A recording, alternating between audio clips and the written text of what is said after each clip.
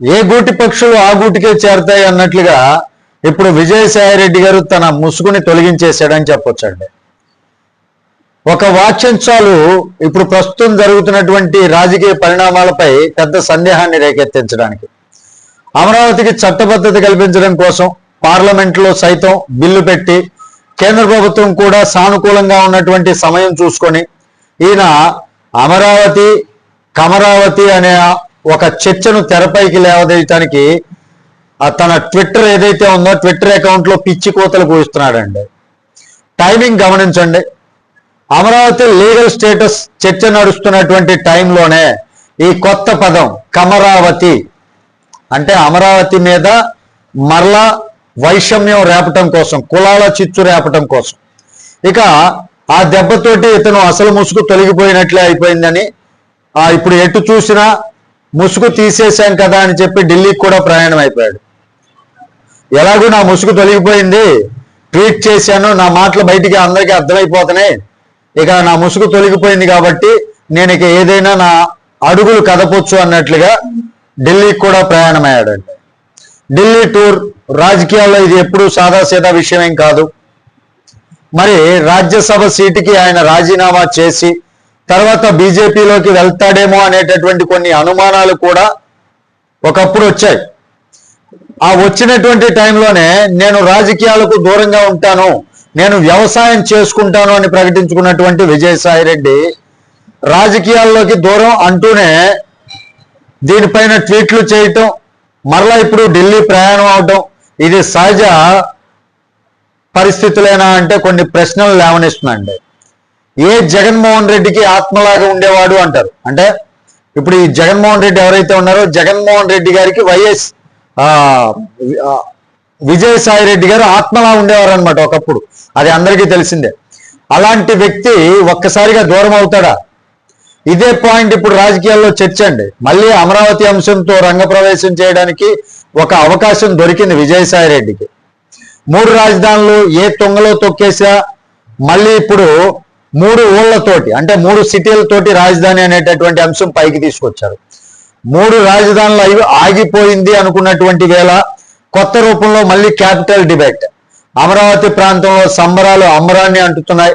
ఎందుకంటే చట్టబద్ధత కల్పించబడితే దాన్ని ఎవరూ కదల్చలేరు అనేటటువంటి సంతోషంతో. ఇది గ్రౌండ్ రియాలిటీ అండి. రైతులు పెట్టుబడిదారులు లీగల్ క్లారిటీ కోసం ఎదురు చూస్తున్నారు. ప్రజల్లో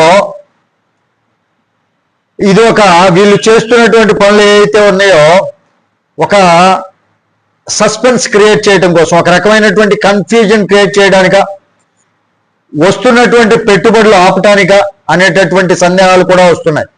ఇప్పుడు దానికి అనుగుణంగా విజయసాయిరెడ్డి గారు ఢిల్లీలో మంత్రాంగం చేయడం కోసం బయలుదేరాడండి. ఎందుకంటే విజయసాయిరెడ్డికి ఉన్నటువంటి పలుకుబడి, ఉన్నటువంటి పరిచయాలు ఢిల్లీ లెవెల్లో చాలా కీలకం అండి. ఆ పరిచయాలను అడ్డం పెట్టుకుని ఏం చేస్తాడు ఇప్పుడు అనేటటువంటి అనుమానాలు బలపడుతూ ఉన్నాయి. ఢిల్లీ ప్లస్ అమరావతి ప్లస్ ట్వీట్లు ఈ 3 కూడా నేను మరలా రాజకీయాల్లోకి రాబోతున్నాను అనేటటువంటి సంకేతం ఇస్తున్నట్లుగా ఉంది.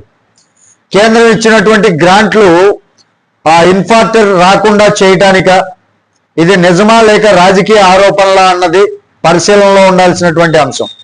విజయసాయిరెడ్డిని బీజేపీలోకి వెళ్లకుండా చంద్రబాబు గారు అడ్డుకున్నారనేటటువంటి చర్చ కూడా నడుస్తోంది.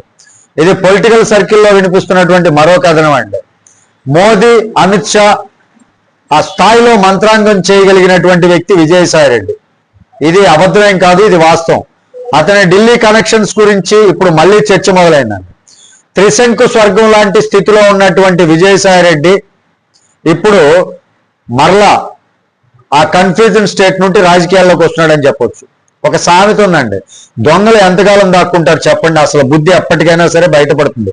ఈ మాటలే ఇప్పుడు సోషల్ మీడియాలో వైరల్ అవుతున్నాయి. అమరావతిని స్లో డౌన్ చేయాలా, కాంట్రాక్టులు ఆలస్యం చేయాలా అనేటటువంటి కొత్త అనుమానాలు రేకెత్తున్నాయి. సిఆర్డీఏ పనుల వేగంపై కూడా ఇప్పుడు ప్రశ్నలు లేపుతున్నాయండి. ఢిల్లీ నుంచి అమరావతికి సహాయం ఆగిపోతే అనేటటువంటి భయం సృష్టించాలి, అనే గందరగోళాన్ని సృష్టించాలి అనే విధంగా వీళ్ళ చర్యలు ఉన్నాయి.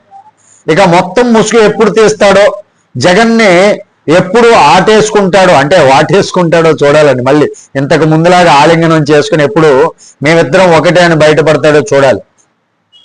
అమరావతి ఫిక్స్ అయినా లేక మళ్ళీ క్యాపిటల్ రాజకీయాలైనా? సమాధానం అనేది రానున్న రోజుల్లో తెలుస్తుంది. దీనిపై మీ విలువైనటువంటి అభిప్రాయాన్ని కామెంట్ రూపంలో తెలియజేయండి. వీడియో మీకు నచ్చితే ఖచ్చితంగా లైక్ చేయండి. ఛానల్ని సబ్స్క్రైబ్ చేసుకున్నాను కొంచెం సపోర్ట్ చేయండి. తిరిగి నెక్స్ట్ వీడియోతో మిమ్మల్ని అందరినీ మీట్ అవుతున్నప్పటి వరకు సెలవు. జై హింద్.